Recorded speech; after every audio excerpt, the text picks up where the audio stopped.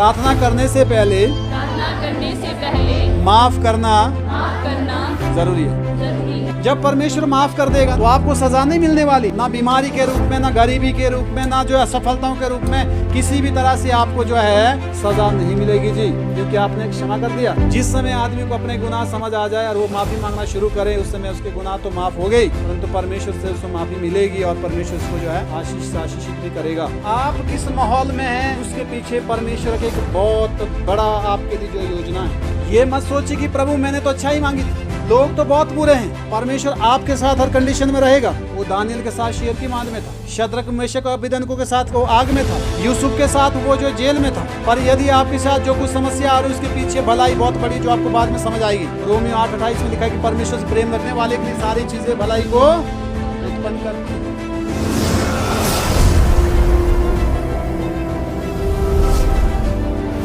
मरकुस की पुस्तक अध्याय 1 का 35 वचन हम पढ़ेंगे।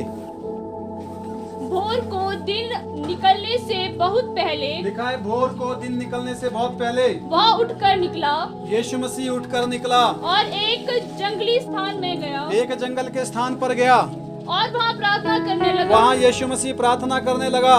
और तब शमौन और उसके साथी उसकी खोज में गए। हाँ, तब शिमोन और उसके साथी उसकी खोज में गए। जब वह मिला तो उससे कहा, जब वो मिला तो उसने उससे कहा, सब लोग तुझे ढूंढ रहे हैं। हाँ, सब लोग तुझे ढूंढ रहे हैं। यीशु मसीह को कहा। यीशु मसीह अपने पिता से बात कर रहे थे, जंगल में अकेले जाके वो प्रार्थना करते थे। क्या आप ऐसे प्रार्थना करते हैं? नहीं करते तो करना शुरू करना है, प्रार्थना करना परमेश्वर से। लिखा है कि जब लोग गए तो लोगों ने बोला यीशु को कि लोग तुझे ढूंढ रहे हैं। हालेलुया। और क्या हुआ, आगे बढ़िए। उसने उनसे कहा आओ हम और कहीं आसपास की बस्तियों में जाए, हाँ, कि मैं वहाँ भी प्रचार करूँ, हाँ, क्योंकि मैं इसीलिए निकला हूँ। अतः बहुत सारे गलील में उनके आराधनालयों में जा जाकर प्रचार करता और दुष्ट आत्माओं को निकालता रहा। बस, हालेलुया। तो इस संदेश में जो है ये बात समझ आती है कि प्रार्थना हमें अकेले करना है। प्रार्थना कैसे करनी है? अकेले। और यीशु मसीह अकेले प्रार्थना करते थे। क्या आप अकेले प्रभु के साथ बैठकर प्रार्थना करते हैं? क्या आप कभी घर से दूर जाके कहीं एकांत जगह में प्रार्थना करते हैं? क्या कमरे में जाकर आप दरवाजा बंद करके जहाँ कोई नहीं बैठा वहाँ प्रार्थना करते हैं?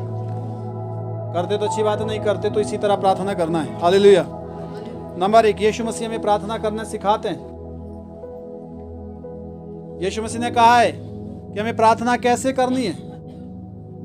मत्ती की पुस्तक अध्याय 6 के 9 वचन से लिखा है कि किस रीति से प्रार्थना करना है। हाँ, मत्ती 6 का 9 हम पढ़ सकते हैं।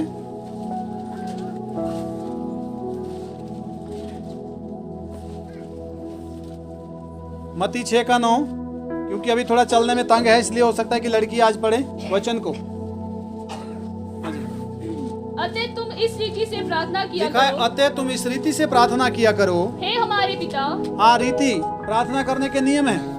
हर कुछ नहीं बोलना है प्रार्थना में। हो सकता है कुछ लोग दूसरों के लिए श्राप मांग रहे हैं। याद रखना, अगर आप श्राप मांगेंगे तो श्राप आपके ऊपर आएगा सबसे पहले। प्रार्थना कैसे करनी, इस बात का हमें ज्ञान होना जरूरी है। बाइबल में लिखा है कि यदि जो है तू परमेश्वर से प्रार्थना करे, हालेलुया, तो पहले क्या कर? दूसरों को माफ कर। पहले क्या कर? हालेलुया, दूसरों को माफ कर दे, क्योंकि क्षमा ना करने की जो भावना है वो आपकी प्रार्थना के लिए रुकावट हो सकती है। अगर आप परिवार में लड़ाई झगड़ा करके प्रार्थना करने बैठे हो तो आपकी प्रार्थना सुनी नहीं जाएगी। बुरा कौन है, भला कौन है, झगड़ा किसने किया, वो बातें मायने नहीं रखती, क्योंकि दोनों ही गलत होते हैं, एक गलत कभी नहीं होता। अगर एक ने बोलने की गलती की है तो दूसरे ने तो चुप रहने की अच्छाई नहीं की। हालेलुया। प्रार्थना करने से पहले माफ करना जरूरी है। अगर आपने माफ नहीं किया तो आपकी प्रार्थना नहीं सुनी जाएगी, बात पक्की है। हालेलुया। लिखा इस रीति से प्रार्थना करो क्या लिखा है? हमारे पिता, हे हमारे पिता, तू जो स्वर्ग में है, तेरा नाम पवित्र तेरा माना नाम जाए, पवित्र माना जाए, तेरा राज्य आए, तेरी इच्छा जैसे स्वर्ग में पूरी होती है वैसे पृथ्वी पर भी हो। हमारी दिन भर की रोटी हमारे दिन भर की रोटी आज हमको दे, और जिस प्रकार हमने अपने अपराधियों को क्षमा किया है। यहाँ लिखा है जिस प्रकार हमने माफ किया। क्या लिखा है? किस प्रकार? कितना किया? इतना किया, इतना किया, उतना किया।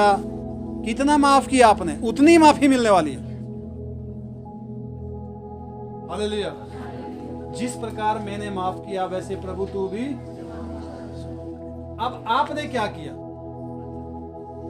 अगर आपने माफ नहीं किया तो आप माफी के हकदार, क्योंकि यहां लिखा है जितना मैंने माफ किया उतना तू भी माफ किया। जिस प्रकार लिखा है, जिस प्रकार हमने अपने अपराधी को माफ किया उसी प्रकार तू हमारे अपराधों को, उसी प्रकार ना जो न दो नहीं बक करो सारे काम इसलिए मुख माफ हो दो नहीं। अरे क्यों सारे का करे? तू पहला ही काम नहीं कर रहा है। पहला काम है वो जिसके बाद तेरी प्रार्थनाएं सुनी जाएगी, उसी के बाद सुनी जाएगी वो। हालेलुया। कौन अच्छा है, कौन बुरा है, कौन भला है, कौन अच्छा है, ये बातें ये हमारा काम नहीं है। इस चीज को वो करना, जज करना, ये परमेश्वर जानता है। हालेलुया। हमेशा कोई भी आदमी अपनी गलती मानने को तैयार नहीं, और कोई भी अपने को गुनाहगार जो है साबित करने को तैयार नहीं। सब लोग दूसरे को ही जो है गुनाहगार ठहराते हैं, इसलिए कोई भी माफी मांगने को तैयार नहीं होता। जिस समय आदमी को अपने गुनाह समझ आ जाए और वो माफी मांगना शुरू करे, उस समय उसके गुनाह तो माफ हो गई, परंतु परमेश्वर से उसको माफी मिलेगी और परमेश्वर उसको जो है आशीषित भी करेगा। हालेलुया। और क्या लिखा आगे? वैसे ही तू भी हमारे अपराधों को क्षमा लिखा है वैसे ही। ऐसा नहीं बोला प्रभु जितना मैंने माफ किया उससे ज्यादा तू मेरे को माफ कर, ऐसा नहीं बोला। वहां लिखा है जितना मैंने माफ किया, जिस प्रकार मैंने क्षमा किया उसी प्रकार लिखा है तू भी। बाइबल आपके पास है, आप पढ़ के देखिए, उसी प्रकार लिखा है। आप कितना माफ करना चाहते हैं, आप उतने माफी पाने के हकदार हैं। हालेलुया। जोर से बोले। आप परमेश्वर से क्या मांगते हो?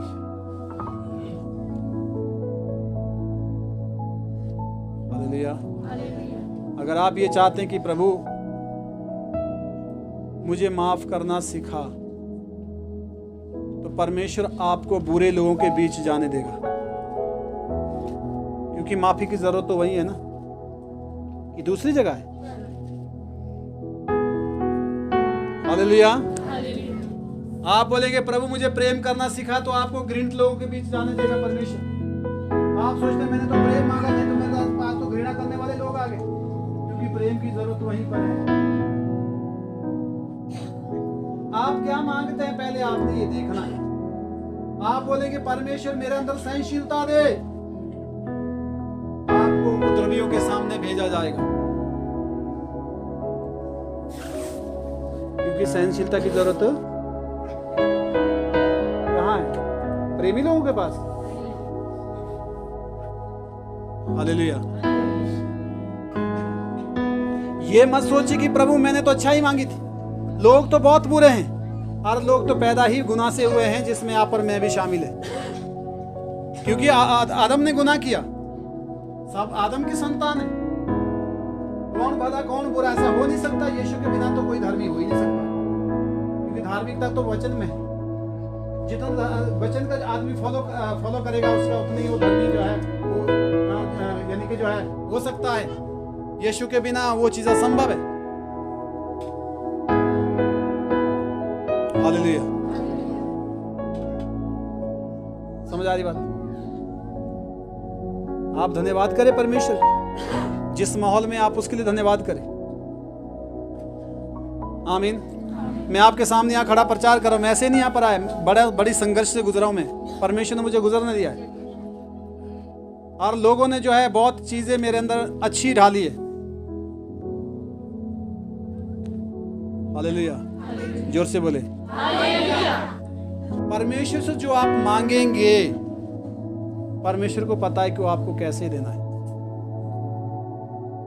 एक बच्चा होता है, जब वो चलना सीखता है तो माँ बाप क्या करते हैं, एक बार उसको खड़ा करते, उसके बाद हाथ से छोड़ देते। उससे हाथ से इसलिए नहीं छोड़ते कि वो गिर जाए या उसको चोट आए, उसको हाथ से इसलिए छोड़ा जाता है ताकि वो संभल जाए और अपने उसमें चलना शुरू करे, वो बैलेंस को संभाल सके, इसलिए छोड़ा जाता है।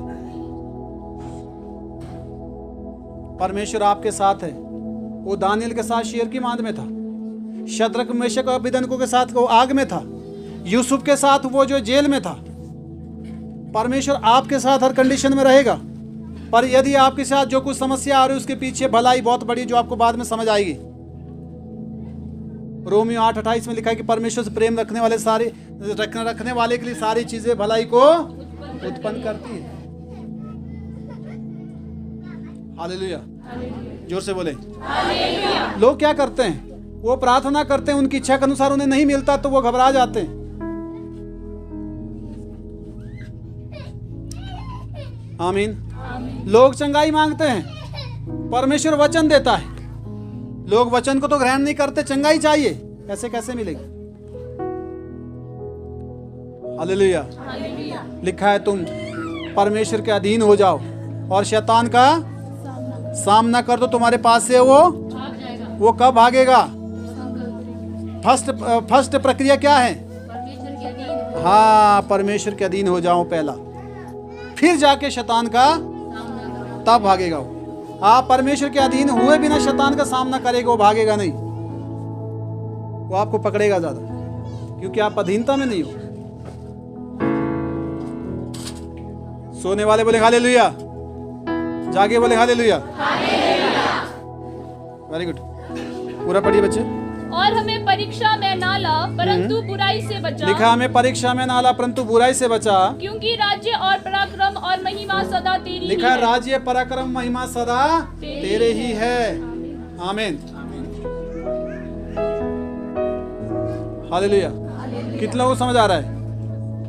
पूछूंगा मैं बाद में, आपको पता है ना, समझना अच्छी तरह है। आमीन।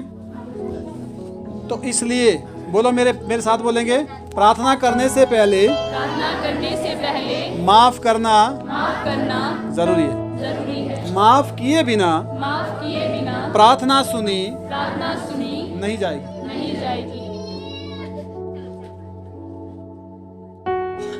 आमीन। देखिए, ये आसान तो नहीं है, पर उतना नामुमकिन भी नहीं है। मुझे पता है माफ करना एक सबसे बड़ा विषय है बाइबल के अंदर। हालेलुया।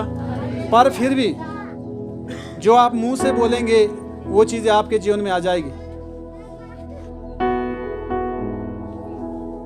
अगर आप बोलेंगे प्रभु इसे माफ कर दे, आप बोलते माफ कर दे, आप तो सोचते कि मैं तेरा क्या बनाऊंगा,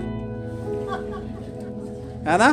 फिर भी विपरीत शब्द बोलना, कैसे बोलना? विपरीत शब्द है ये। हालेलुया। क्योंकि विपरीत आप जिंदा है। मरी हुई मछली जो है पानी के लहर के साथ बहती है और जीवित मछली विपरीत बहती है। आप जीवित हो, बोलो मैं जिंदा हूँ यीशु मसीह में, संसार के लिए मर गया, प्रभु में जीवित हूँ, मैं माफ कर सकता हूँ, मेरी प्रार्थना सुनी जाएगी।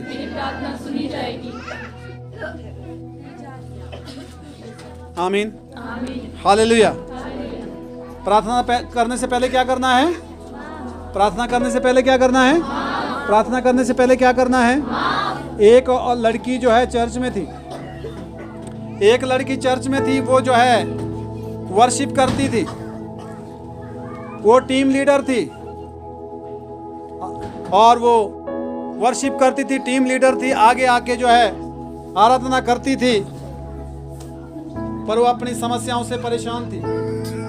वो चंगी नहीं थी, वो चंगी नहीं।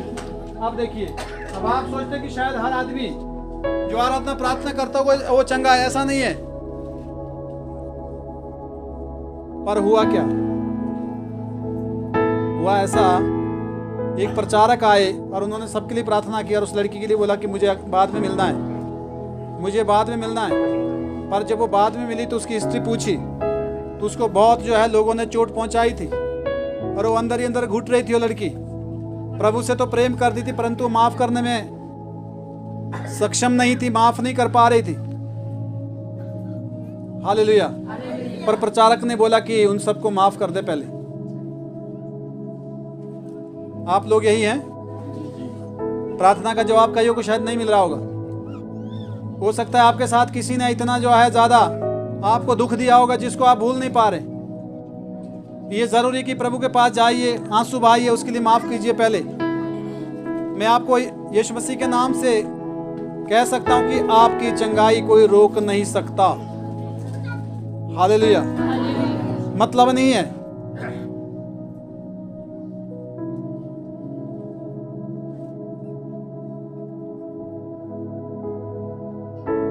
हालेलुया। मैंने खुद ये चीजें देखी है। आमीन।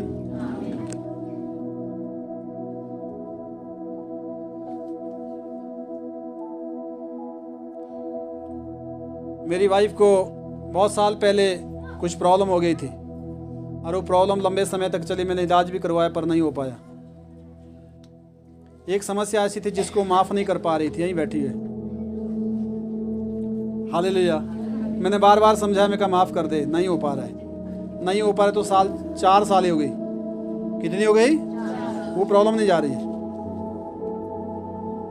और जिस दिन उसने माफ कर दिया उसके बाद ये चंगी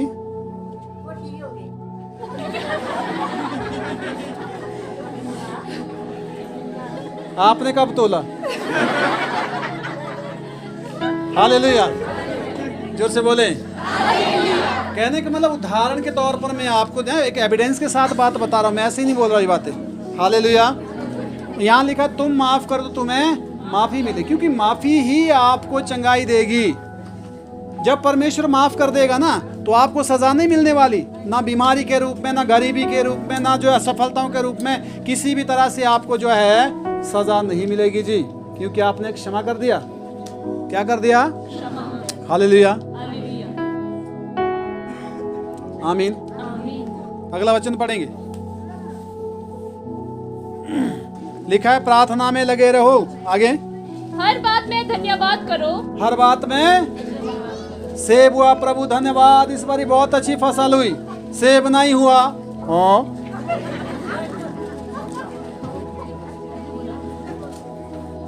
अब किनको गाड़ी साल।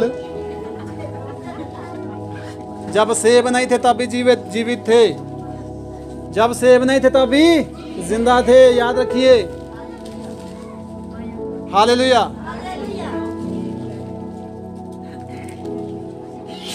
मेरी वाइफ मेरे लिए परेशान होती है बहुत बारी। हालेलुया। मेरी गाड़ी बच गई जोर से। उसके नीचे हांडी होती है लगी ना, जिसमें ब्रेक ऑयल होता है। ब्रेक ऑयल नहीं, सॉरी, गियर ऑयल। हालेलुया। जब वो फटी में कहा परमेश्वर धन्यवाद। खर्चा है 12,000 का। कितना आया? कोई बात नहीं, मैंने कहा वो प्रोवाइड करवाएगा ना। हालेलुया। बस कुछ टाइम नहीं बीता था, गाड़ी का एक्सेल टूट गया। मैं कहा प्रभु खर्चा है 5,000। समझ आ रही बात? हालेलुया। रहने दो, मैं ऐसे आपको बता रहा हूं। तो मैंने कभी भी अपने चेहरे पे मायूसी क्यों आने, क्योंकि शैतान हमारी मायूसी से महिमा लेता है। हमारी मायूसी के द्वारा शैतान खुश होता है। हालेलुया। और जब वो काम हुआ तो मुझे पता भी नहीं लगा परमेश्वर ने कैसे प्रोवाइड किया, किस तरह पूरा हुआ वो खर्चा। हालेलुया। आमीन।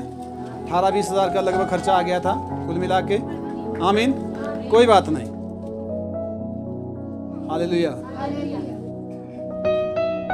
समझ आ रही बात?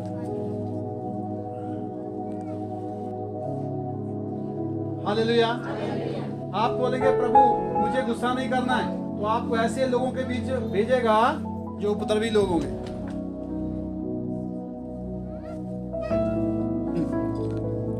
अच्छी बात है। हाँ जी बोलो। अच्छी बात है, मैं तो अच्छी मानता हूँ। आज जो मुझे फर्क नहीं पड़ता किसी से, कारण यही है क्योंकि ऐसे से लोगों के साथ मैं रहा जिन्होंने जीना हराम कर दिया था। उन्होंने तो जीना हराम किया परंतु परमेश्वर ने जीना सिखा दिया उसी कंडीशन में। हालेलुया। आपके विपरीत कौन है इससे कोई फर्क नहीं पड़ता, और आपके पक्ष में कौन है? यीशु मसीह। लिखा है जब परमेश्वर हमारे पक्ष में है तो हमारा विरोधी कौन हो सकता? वो मेरा थोड़ी कर रहा है, तो परमेश्वर का विरोध है, उसकी विधियों का विरोध कर रहा है। हालेलुया, आमीन। तो आपको फिर पता है कि परमेश्वर से जो है भिड़ना कितना जो है खतरनाक हो सकता है। हालेलुया।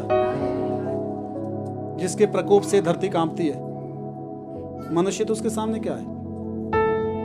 हालेलुया। हो गया 5 का 17? हाँ 17 हो गया। मत्ती में आएंगे, मत्ती 21 का 22। मत्ती 21 का 22। और जो कुछ तुम प्रार्थना में विश्वास से मांगोगे वह सब तुमको मिलेगा। हाँ, कैसे मांगोगे? विश्वास में। पर देखो विश्वास में क्या मांगेंगे। मान लो आपको 1 किलो घी की जरूरत है। कितना? 1 किलो घी। आप बोलेंगे प्रभु मुझे घी दे, 1 किलो घी दे। प्रभु देगा गाय। क्या देगा? आप बोलेगा अरे गाय तो मैंने मांगी नहीं। गाय किसने? नहीं प्रभु बस गाय नहीं चाहिए, सिर्फ घी चाहिए। अरे प्रभु कहता है 1 किलो घी आज चाहिए ना, कुछ दिन के बाद फिर तेरे को और 1 किलो चाहिए, कुछ महीने के बाद फिर 1 किलो चाहिए, हो सकता है ज्यादा चाहिए। हालेलुया।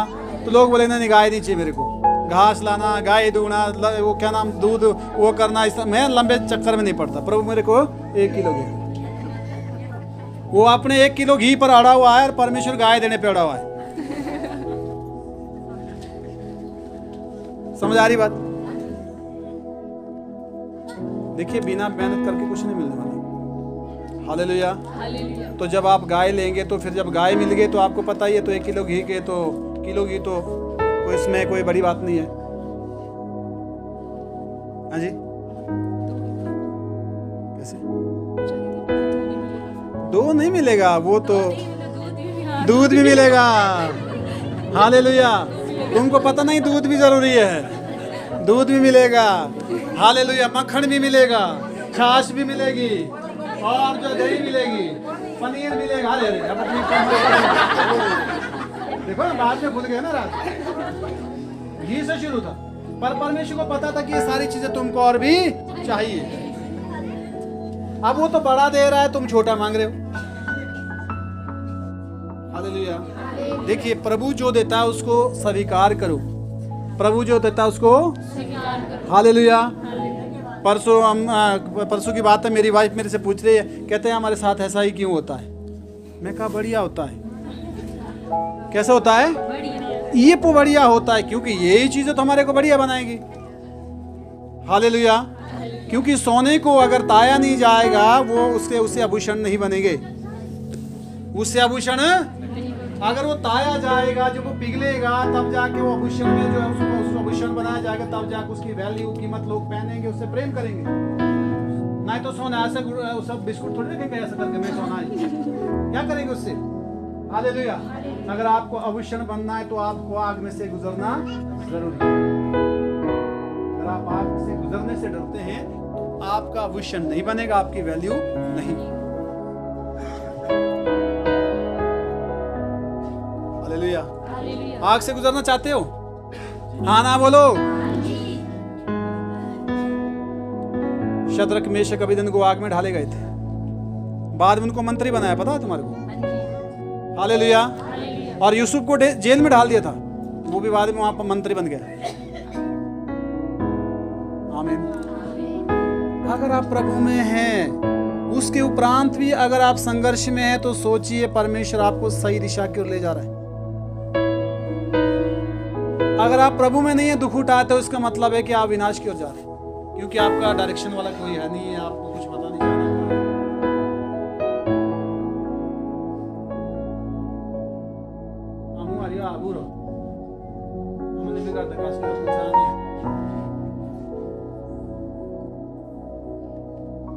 हालेलुया।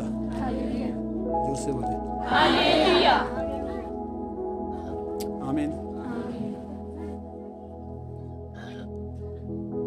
आइए हम दूसरा वचन पढ़ेंगे। भजन संहिता 66 का 18 पढ़ेंगे। मत्ती किसका 22 पढ़ा बेटे? 66 का 18 भजन संहिता।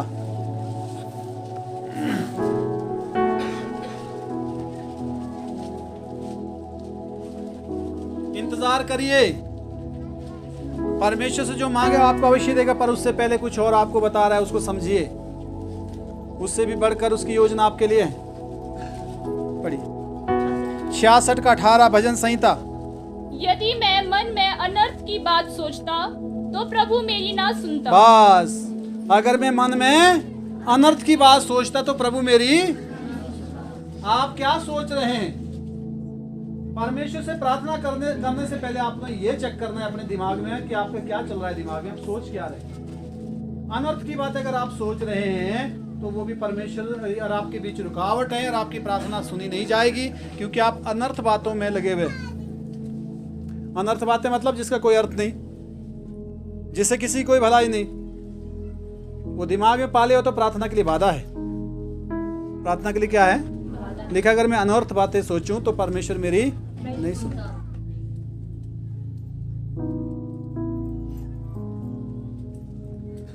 हालेलुया। आप जब गाय दूध के लाते घर में तो 2 बारी बर्तन को चेक करते हो कि शायद ये गंदा तो नहीं है कहीं, क्योंकि अगर आप गंदे बर्तन में दूध रखेंगे तो फट जाएगा। तो गंदे व्यक्ति के बीच पर अंदर जो है परमेश्वर आशीष नहीं देता। आपको सफाई करना जरूरी है अपने दिमाग और अपने मन की। अगर आप साफ हो जाएंगे तो परमेश्वर निसंदेह बिना किसी कारण से आपके अंदर आशीष देगा। हालेलुया। जितने आपको चाहिए उससे बढ़कर, जैसे कि पहले मैंने दूध का इसका घी का उदाहरण दिया। घी नहीं, उसमें दही भी होगी, छाछ भी होगी, और उसमें पनीर भी हो गया, उसमें दही भी होगी, सब कुछ आएगा। पर आपने तो घी मांगा था केवल। पर थोड़ा कुछ मेहनत आपको करना पड़ सकता है। आपको धीरज रखना होगा। लिखा है धीरज को पूरा काम करना, ताकि तुम सीध हो जाओ, ताकि तुम में किसी भी चीज की घटी ना रहे। धीरज को पूरा काम करने दो। देखिए परमेश्वर क्या करता है। आप बैठे रहेंगे, धीरज धरेंगे, तो पता है कि मरियम को जो है यीशु ने दर्शन दिए। चेले और भी आए थे, कब्र में आकर चेक करके चले गए, कुछ नहीं मिला। मरियम रोती वहीं खड़ी रही। उसने कहा कि मेरे प्रभु किसी ने उठा लिया है। वो वहां से हिली नहीं, वहीं रही, और यीशु को दर्शन देना पड़ा। सबसे पहली प्रचारक मरियम थी, और उसी को यीशु ने दर्शन दिया, मरियम मगदलिनी। हालेलुया, आमीन। तो क्या आप परमेश्वर के सामने धीरज से बैठ सकते हैं प्रार्थना करके? वो बहरा नहीं कि आपकी प्रार्थना नहीं सुनेगा, उसको पता है, पर वो आपको समझ नहीं आ रहा है आप मांग क्या रहे हो, दे क्या रहा है। हालांकि वो वही दे रहा है जो आप मांग रहे हो, उससे भी अच्छा दे रहा है। हालेलुया।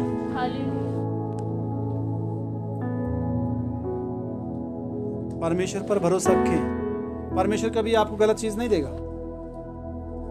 अपने गवाही सुनी है, लोगों को चंगाइयाँ मिली, सुरक्षा मिली, बहुत सारी चीजें क्यों मिल रही है? परमेश्वर को मालूम है कि मेरे लोग हैं, मेरे बच्चे, उनको इन चीजों की आवश्यकता है, पर फिर भी चाहता है कि हम जो है सच्चे दिल से और जो है विश्वास के साथ मांगे। और उससे पहले कि हम अपने जीवन को सही करें, लिखा है टेढ़े मेढ़े रास्ते सीधे किए जाएंगे। टेढ़े मेढ़े रास्ते, हालेलुया, सीधे रास्ते बनेंगे। तो जो है परमेश्वर चाहता है कि आप सीधे बन जाओ। आमीन।